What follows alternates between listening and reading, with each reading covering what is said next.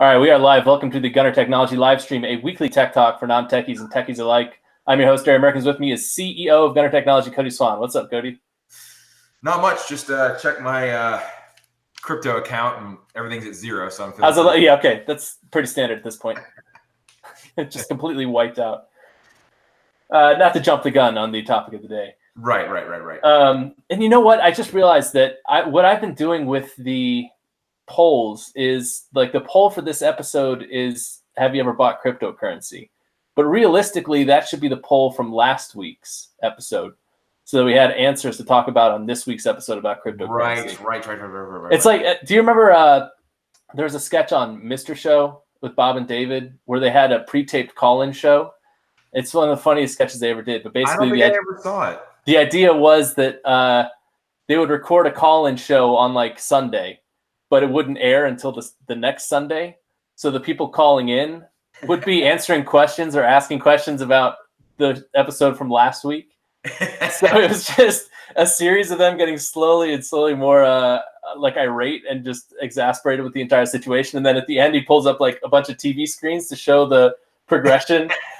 And he starts out with a full head of hair and he goes slowly balder and balder as the episodes go on. Oh, it's so good. I'll send it to you. Great. But anyone out there needs to watch Pre-Taped Call-In Show. It's one of the best sketches ever made.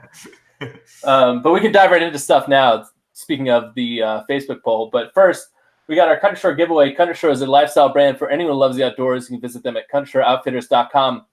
The winner this week of the Country Store giveaway is Albert L. from Brownsville, Texas. Do you know where Brownsville, Texas is? Ever heard of that one? That's a new one on me. So I know where Brownsville, I think it's Brownsville, Pennsylvania is, but I don't know where Brownsville, Texas is. So that's a new one. That doesn't really help. Apparently it's on the coast, which is perfect because you got a Country Store hat heading your way. All right. Which you can rock on the beach. And anyone who didn't win this week's Country Store giveaway, go ahead and sign up on our Facebook page. And while you're on our Facebook page, answer our question of the week, which this past week, again, was for last week's episode, basically, which is, do you think fake news is still a problem on Facebook? Overwhelmingly, the yes votes had it. Which is fake news. Yeah. Which is the fakest of fake news. But this week coming up, like I said, since this is sort of it's like the pre-taped poll question of the week. Next week, I'll have a question for episode 4. The only sad thing is episode 3, and I forget what the topic is not going to have a poll question associated with it. Maybe I'll do 2.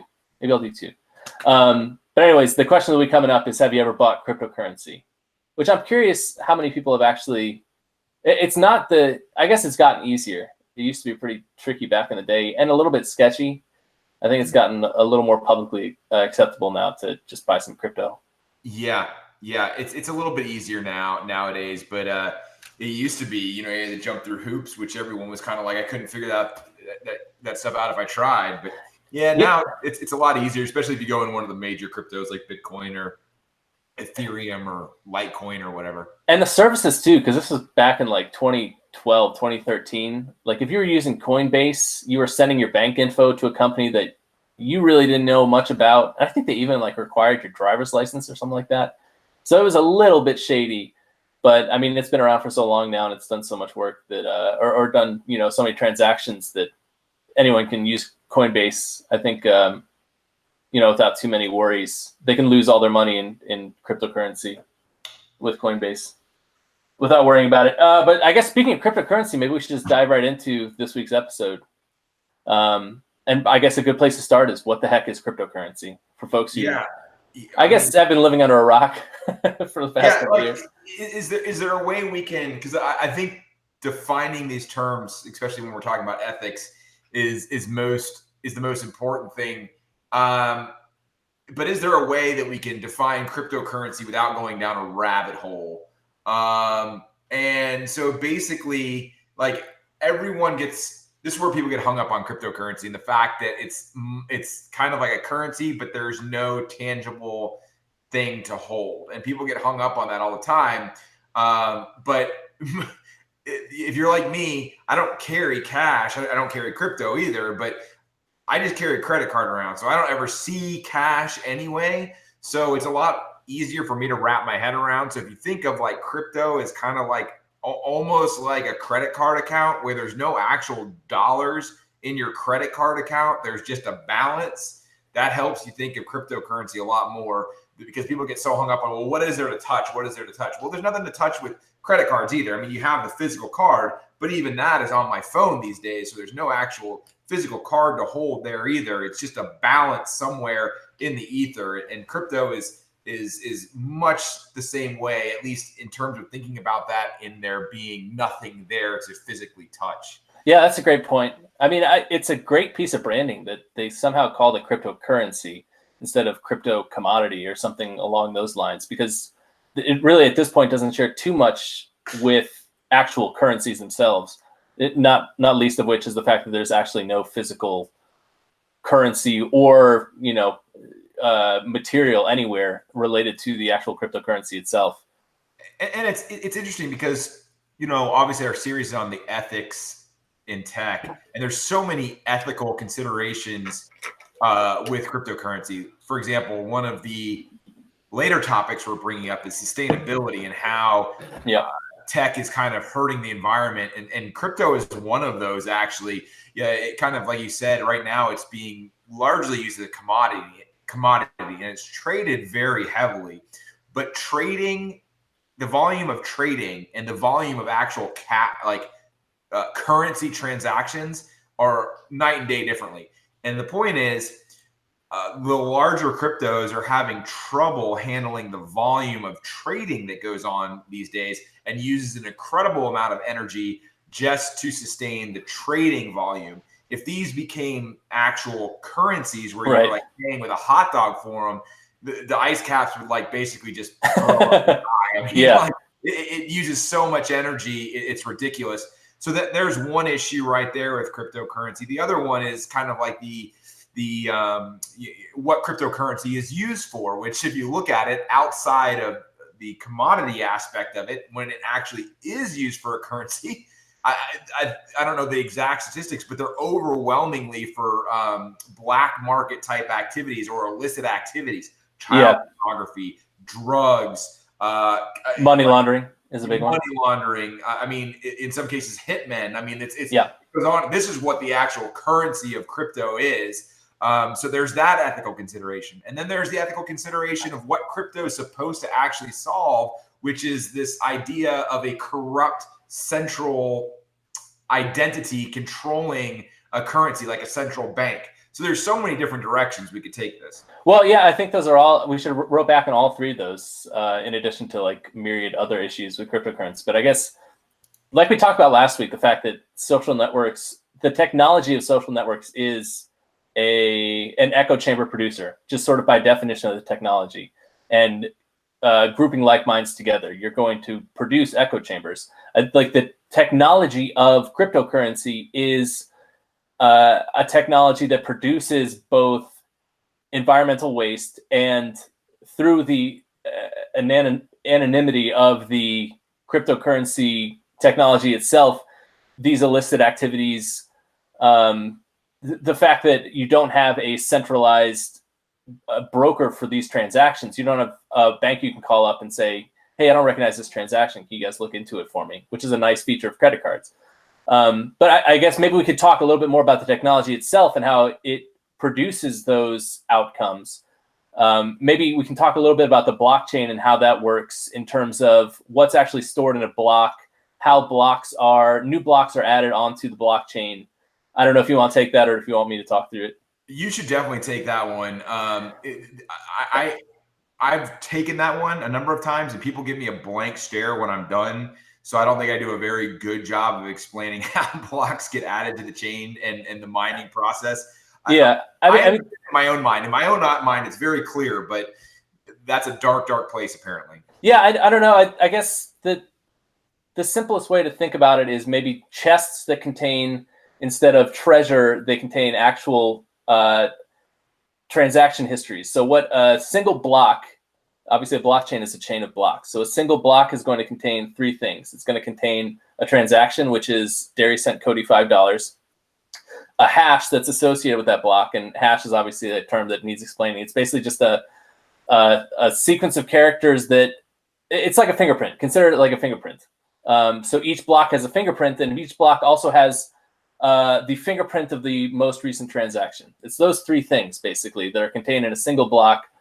And so when a transaction is produced on the blockchain, or there might be groups of transactions in a single block, it goes through a verification step. So the issue that they immediately realized was that if you gave mathematical problems to, which is the verification step, if you gave these math problems to supercomputers, they solved them way too quickly.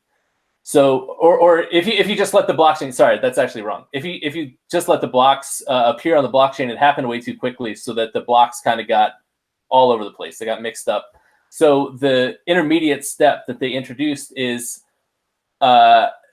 presenting what are called Bitcoin miners. You might have heard the term Bitcoin mining before, but miners are basically supercomputers out in the world, around the globe. A lot of them are in China. I think like 3/4 of them are in China. But what they do is they solve these really complicated math problems. But the fact that these complicated math problems take like 10 minutes to solve on average, there's a certain like hashing algorithm, security algorithm that's associated with these math problems. The fact that it takes 10 minutes means that the blockchain sort of builds out in a linear fashion, as opposed to just all the blocks coming in at once and God only knows where they're going to end up. And you have a bunch of different computers working on the same math problems, so that each of them comes up with the right solution and verifies a transaction multiple times, so that you know that the blockchain is the right sequence of blocks and somebody didn't sneak in an erroneous transaction. Because again, if you sneak in or you mess around with a previous transaction, you're going to change the fingerprints that are associated with the different blocks. So that's my best explanation of how the blockchain functions. I'm sure that makes no sense to anyone. That's pretty good. It's not an easy concept to like explain, and people get hung up on it. But there is like verification processes with central banks and credit card companies too that aren't easy to explain. Suffice to say, is there's a verification process that goes into the process to make sure you're not giving away currency that you don't have. Number one. So like the situation is, imagine if you went. If I gave you my ATM pin and sent you to an ATM, and we synchronized our watches, and at the same time I said withdraw. Let's say I have $5,000 in my bank account, and I say synchronize our watches at 5 o'clock. Withdraw $5,000. We'll both do it, and we'll trick the system because I only have $5,000. But if we both do it at the same time, we'll both get $5,000, and huzzah, we trick the system. This is a great idea. Let's do it. It doesn't work with the ATM. It doesn't work with the blockchain, and that's part of the verification process. Just that 10-minute delay makes sure that the blocks don't get completely randomized in the wrong order. Right. And I guess the other, I was going to say, just as an anecdotal aside, I just transferred money from one of my checking accounts to another, and I sent it to my old checking account. And so the money actually, they tried to transfer it to that bank, and then the bank was like, "What the hell? This account doesn't exist," so it's on its way back to my bank account. That's a nice thing. If you enter in the wrong wallet address with Bitcoin, that money's gone. Exactly right. Exactly. If you make a mistake, your money is gone. And I say money, that your Bitcoin or your cryptocurrency is gone. Right. If you leave your laptop open and sign Coinbase, and someone sends all your crypto somewhere else, it's gone. Like people, there are some niceties of the old school banking system that people don't realize are so nice to have. Right. Exactly. In so much as so that even if you do everything right, like they'll flag you if you're like 80 years old, right? And if you're 80 years old and you try to send like a money order to Abu Dhabi, like the bank will call you and say, "Hey, we see that you want to transfer money to Abu Dhabi. Can you explain what's going on?" They're like, "Oh, my grandson's in trouble. I need to send this money ASAP." The bank can actually say, "No, like this is a fraud. Like we understand you are the person, but in your best interest, we're not going to transfer this money." So there is a lot of nice features that come along with having that kind of centralized entity that can save you from yourself, kind of thing. Yeah, and I guess that also gets to the point of the anonymous nature of cryptocurrency, is the fact that nobody knows who's sending what where.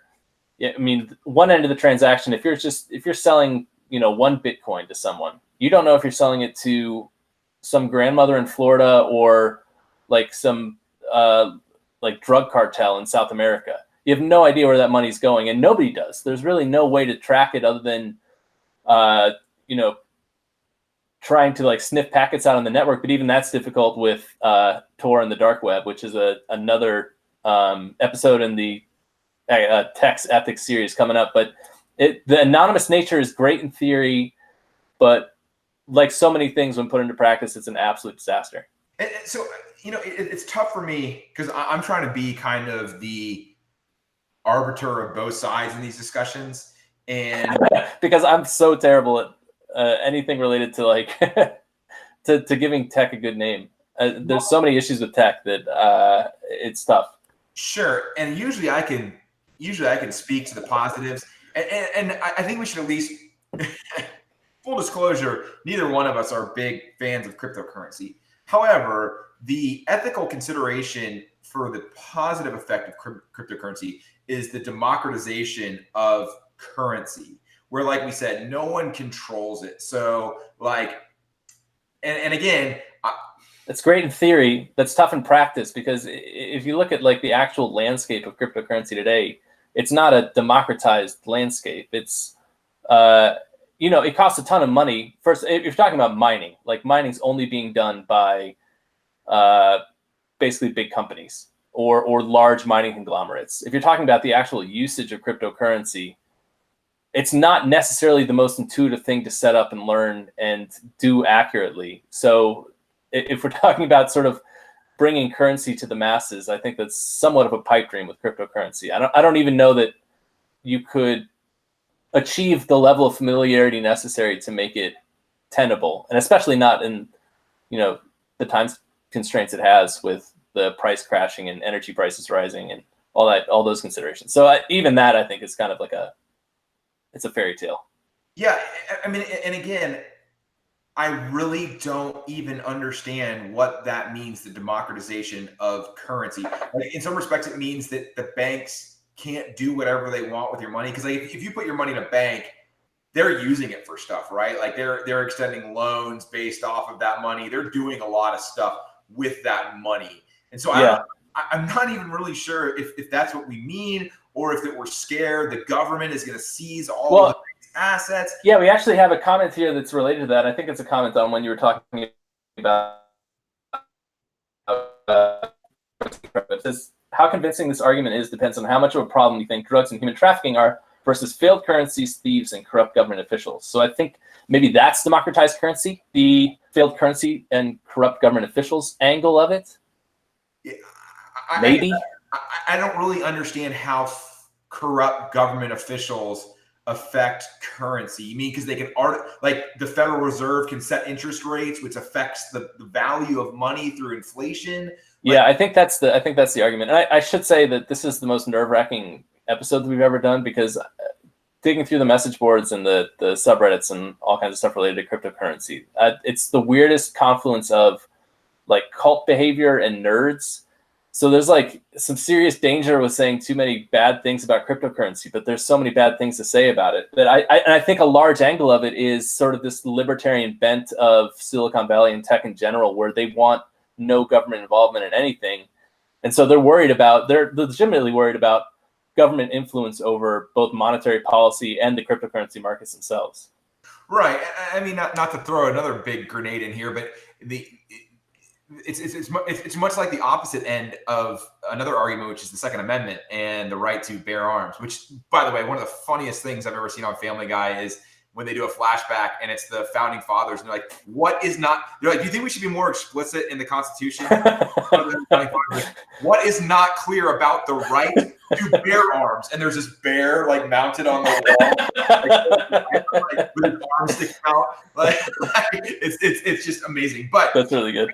The thing is like what, and the people who stick up for the Second Amendment, by the way, gun owner, gun carrier here, but the people who stick up for the Second Amendment as an absolute right say that it's a check against the government. But is it really? At this point, no, absolutely not. Right, like, because we're not going to send the military to your front door, and even if we do, your AR-15 is going to be very little use to you. No, they're going to cut the power. Like if we have a corrupt government, they're going to cut the power to your house. They're going to, they're going to starve you out. Why would send an army of drones? Like, right? There's no competition.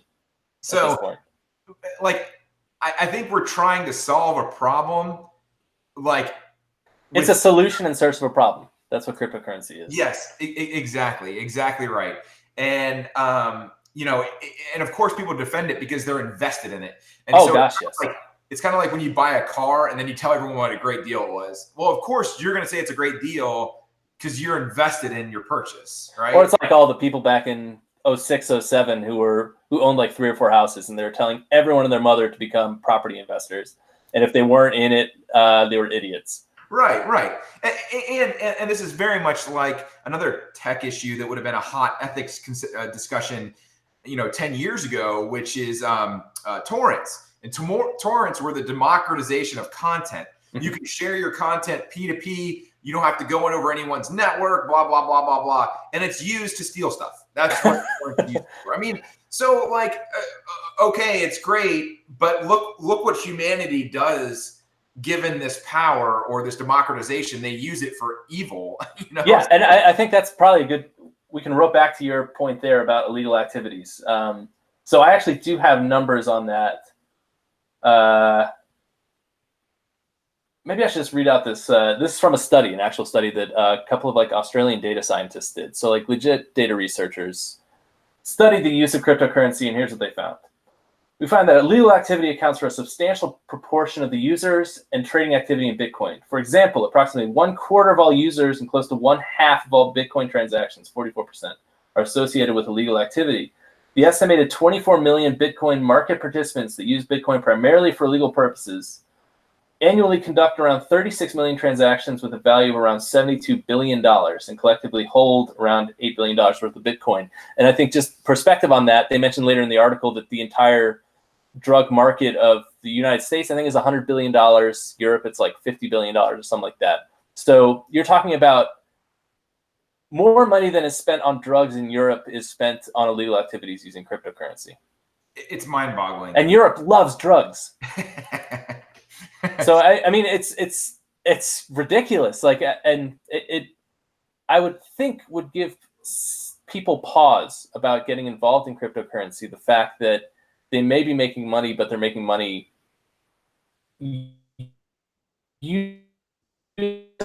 is overly, or I guess not overwhelmingly, but largely used, maybe not even largely because it's 44%, but is at least somewhat used for a whole bunch of illegal activities. And I guess the counter argument there is, well, money is used for that. Like cash is used for that. So should we not use cash? And I guess the counter argument to that counter argument is you at least get some protections when you make people use currency. It's more traceable than cryptocurrency. Yeah, it's much more difficult to move around. Like that movie with Tom Cruise where he was the pilot who was running coke money from Colombia to the United States, or is running coke from Colombia to the United States and bringing money back to Colombia for whoever, Escobar or some drug dealer. They had no way, like they had nowhere to put the money. Their backyard was filled with just holes filled with millions of dollars. Like they had barrels in warehouses that were just filled with cash. Like you just can't get rid of cash that easily.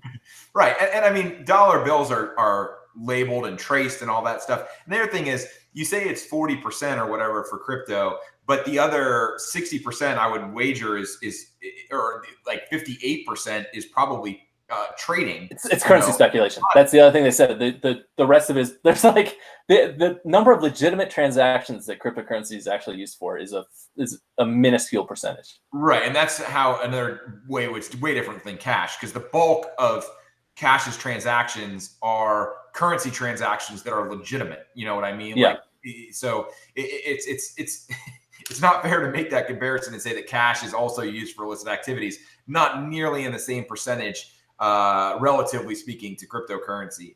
And the other thing that crypto does, it breeds these Ponzi schemes where there's new ICOs every other day, and they're very lightly managed. Maybe define ICO real quick. Initial coin offering.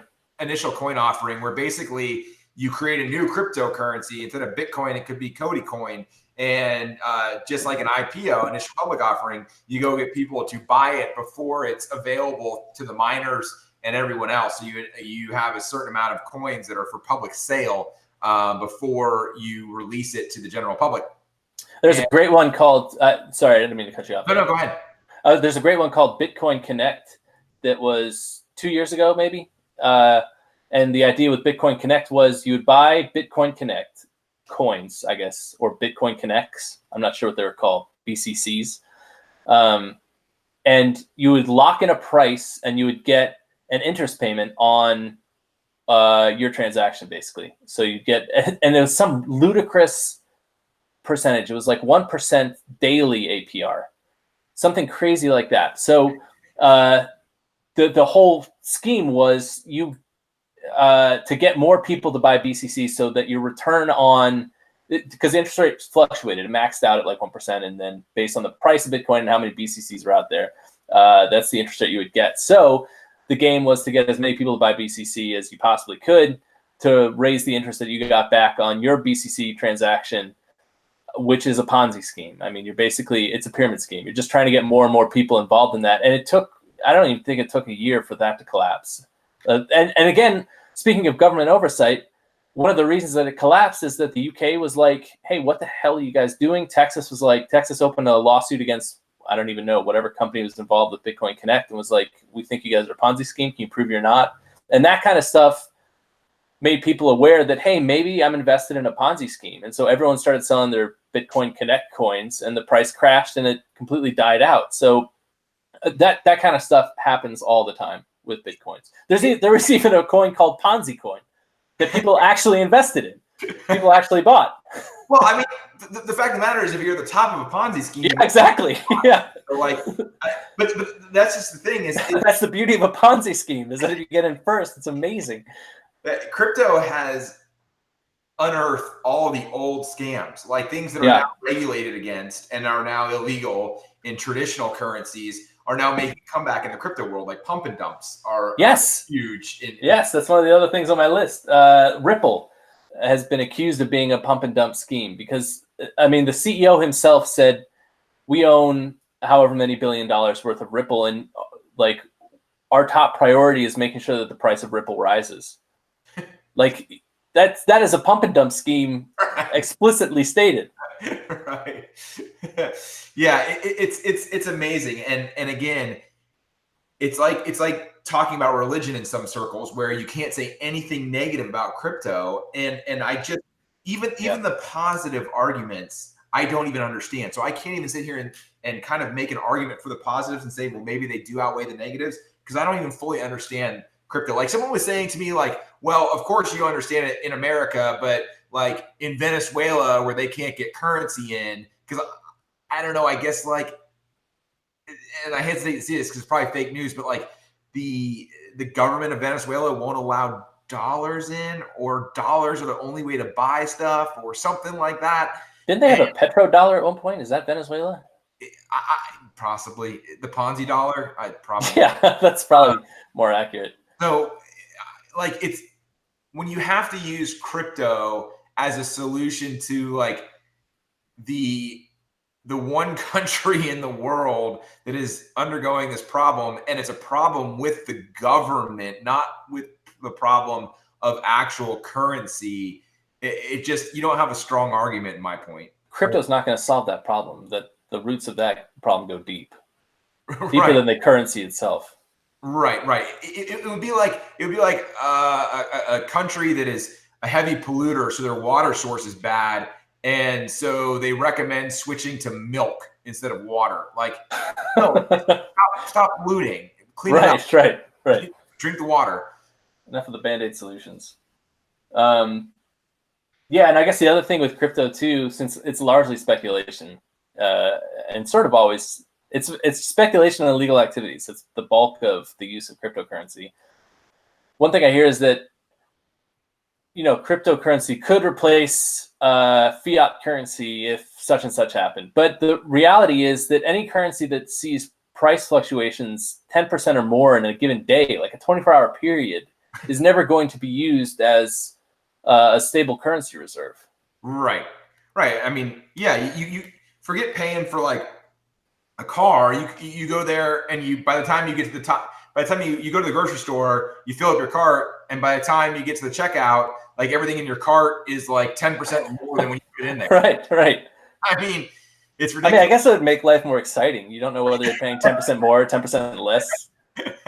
The cash register would be like it'd be like a slot machine. You have no idea whether you're gonna end up on like triple cherries or. You have people like rushing to the grocery store on a dip. Like, right? Yeah. Maybe it should. That actually sounds really fun.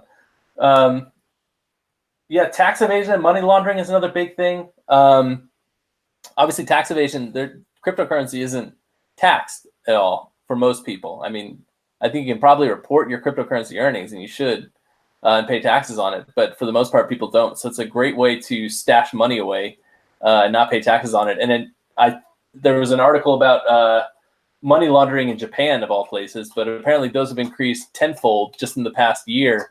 Really? Yeah. So I mean, it's a great way to launder money because you can put your illegal dollar. It's the perfect money laundering scheme because you can put it into illegal money, and I guess we should mention. Well, I'll mention afterwards. But you put it in cryptocurrency, convert the cryptocurrency into legitimate cash from a source like Coinbase or any other service that offers cryptocurrency to fiat currency conversion, and all of a sudden, all that illegal cash is stored basically as cryptocurrency, but you don't actually have to use the illegal cash anymore.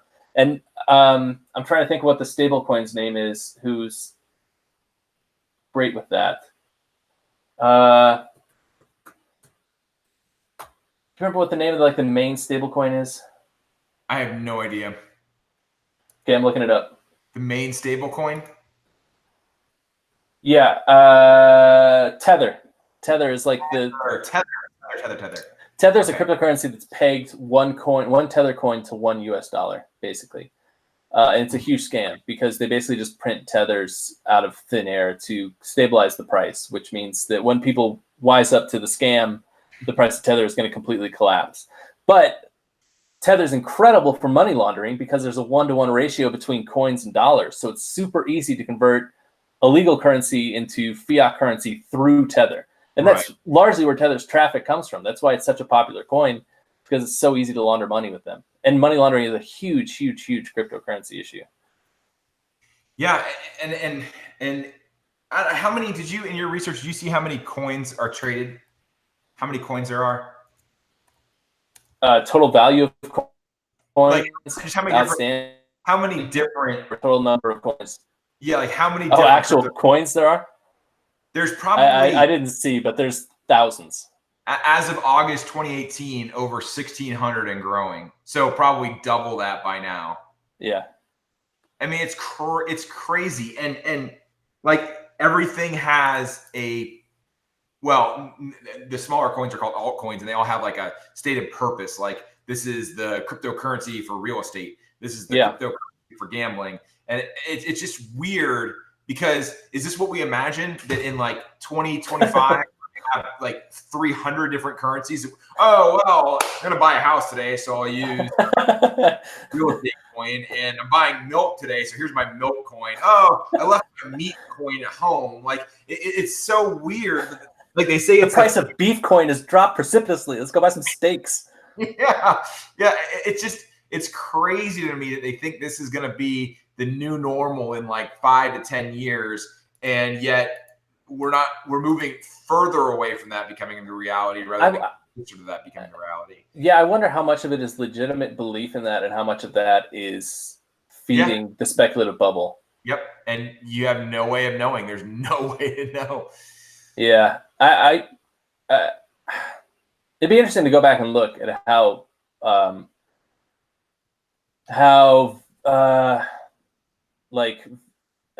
over the top people got with cryptocurrency arguments, or how aggressive they got with their arguments, coordinated with the price of Bitcoin or cryptocurrency in general. I would imagine as stuff started dipping, people got more and more outlandish in their claims for the utility of cryptocurrency, because nobody wants to be the one with no chair when the music stops. And there's so many people out there right now who are just totally screwed. Right. And actually, that's a good segue to the energy costs one, because I was reading an interesting article about, and this is another. It's kind of tax evasion, I guess. But Eastern, what's that? Go on. Yeah, right. Eastern Washington apparently is like Mecca for Bitcoin mining, because they have incredibly cheap prices, because I guess they have a lot of hydroelectric power, and it's sort of, pegged to an obscenely like 7 cents whatever watt. So early Bitcoin miners flooded into Eastern Washington, to all these little towns, and set up huge Bitcoin mining operations. And one other piece of technology we should mention with Bitcoin is, so we talked about those math problems you solve to verify that a block is an accurate block.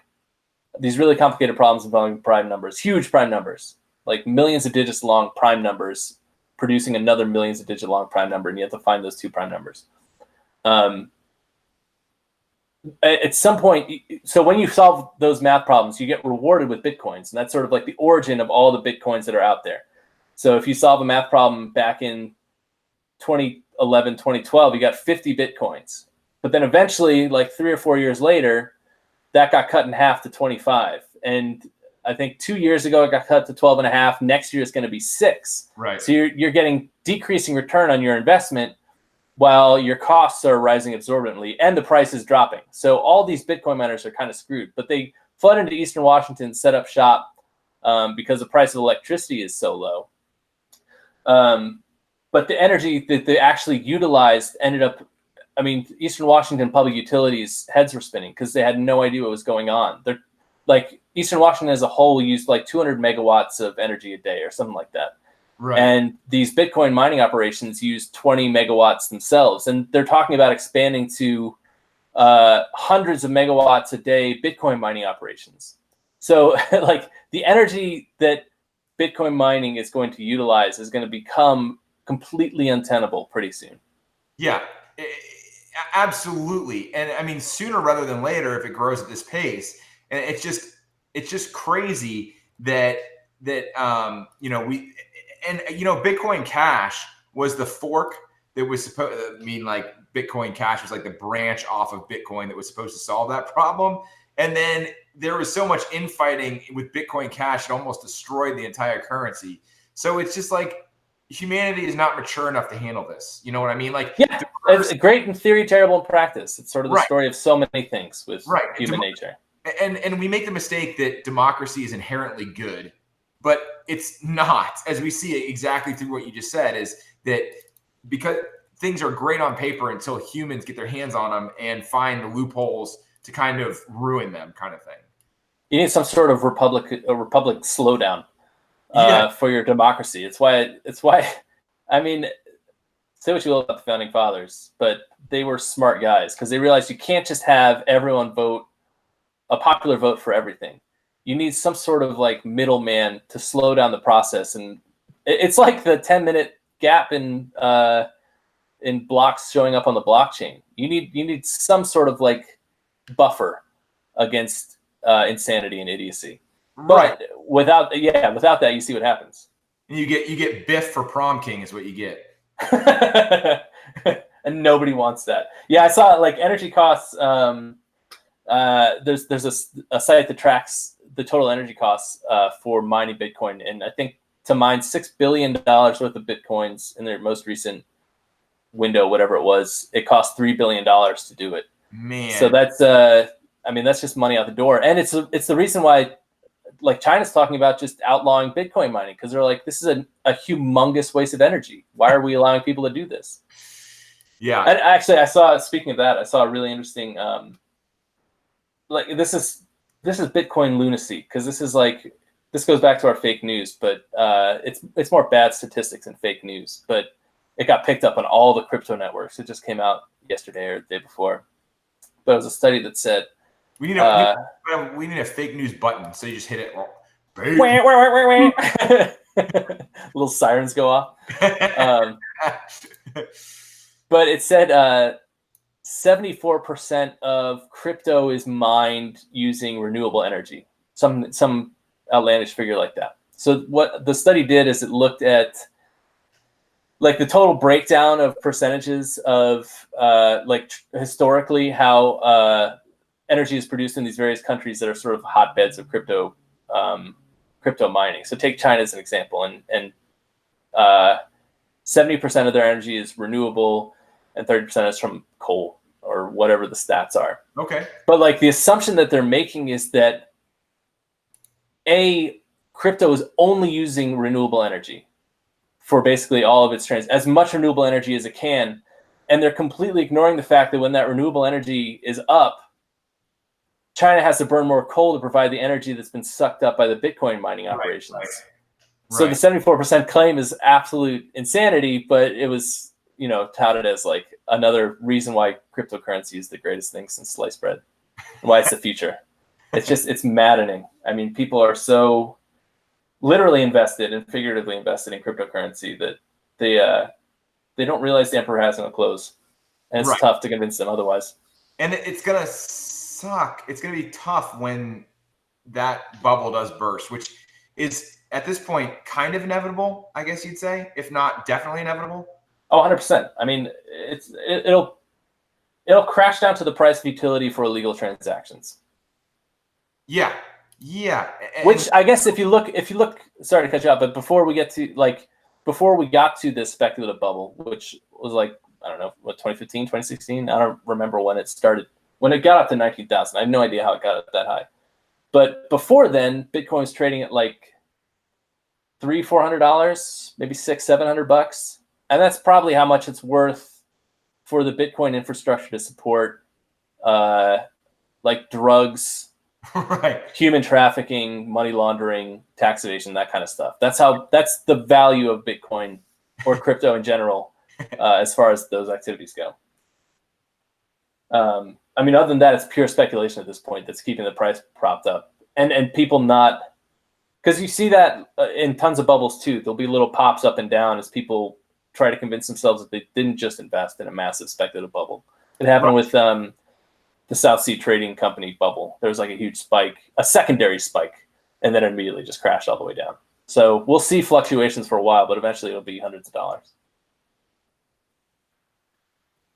You got anything else on crypto? We've run through all of my long list of nefarious crypto. Oh, except for malware and JavaScript mining on personal computers and devices. That was a classic one. Oh, that was a good one. That was a really good one.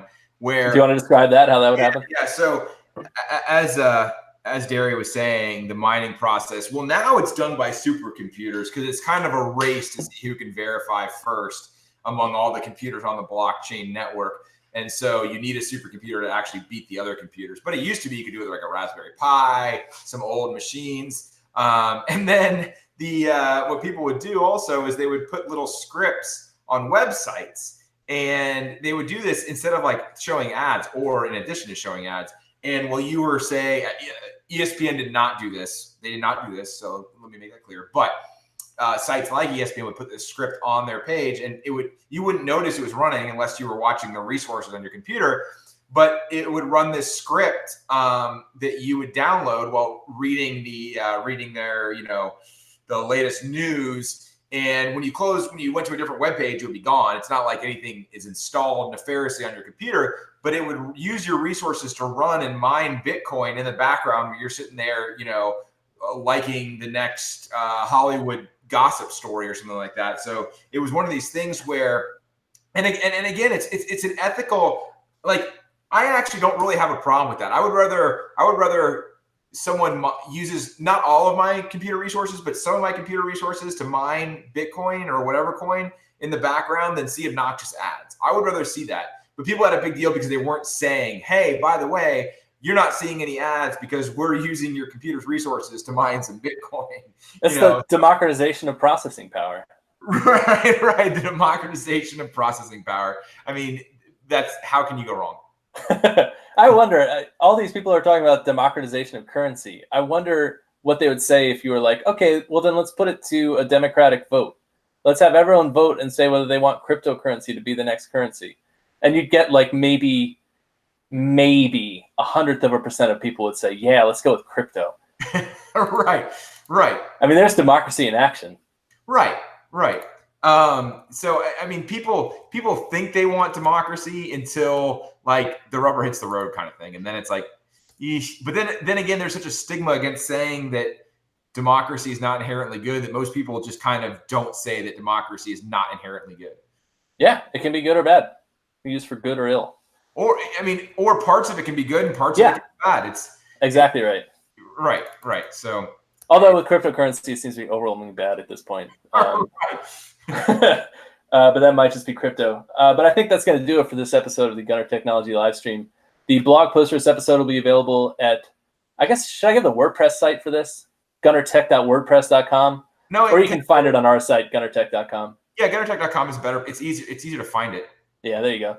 So check that out at gunnertech.com. The podcast will be available on iTunes. Our ebooks are available on iBooks, Barnes & Noble, Amazon, Kobo, and anywhere else ebooks are sold. Make sure to hop on our Facebook page and enter the Country Store giveaway. Country Store is a lifestyle brand for anyone who loves the outdoors. You can visit them at countrystoreoutfitters.com. And while you're on our Facebook page, answer our question of the week, which this week is, have you ever bought crypto? And I guess if you have, let us know how quickly you sold it and whether you took a bath after having bought crypto. Because we know a lot of people who have, so don't feel ashamed about that. And tune in next week, next Thursday at 1 p.m. Eastern Time for the next episode of the Gunner Technology Livestream. I'm Derry, that's Cody. We'll see you next week.